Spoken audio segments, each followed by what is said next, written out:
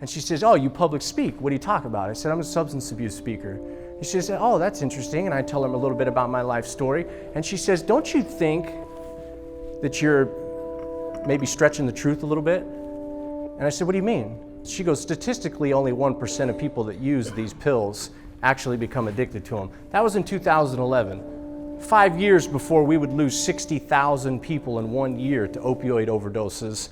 The average overdose death for opioid medications is everybody in this room. It's not the young kids in high school. In light of the United States opioid epidemic, businesses and corporations all over the United States are having to ask the really important question: how do we deal with this issue? Once I tried this OxyContin, it took my anxiety away. Once I tried this OxyContin, it took my depression away.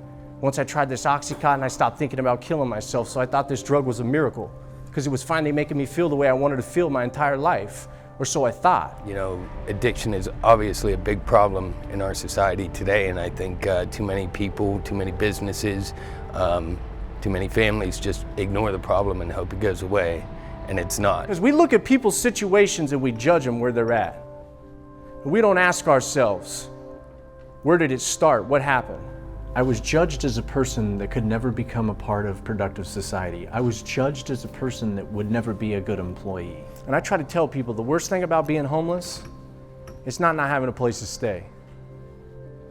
Pay attention. It's the stuff people would throw at me while they were driving by me while I was walking down the street. I want to change the perspective of your management's team and get them to see that the employee that they have that's struggling with substance abuse issues doesn't need to be pushed away. They need to be approached, and they need to be talked to and encouraged to get the help that they need. Because you might go back in the field and you might recognize one of your employees is starting to get high. You tell yourself, I'm not going to get involved in this, when in fact your duty should be to walk up to that employee and say, hey man, is something going on? I'm worried about you.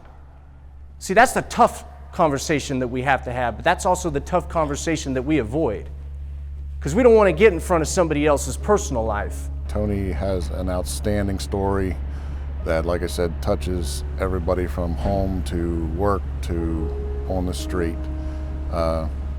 Professionalism at its best.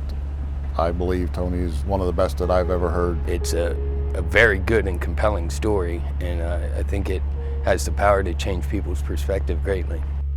I'm challenging you as a human being to know this, that there is something going on underneath that addiction. I couldn't help but think, if we only knew. If we only knew that in this moment, what was ahead of our lives, maybe something would be different.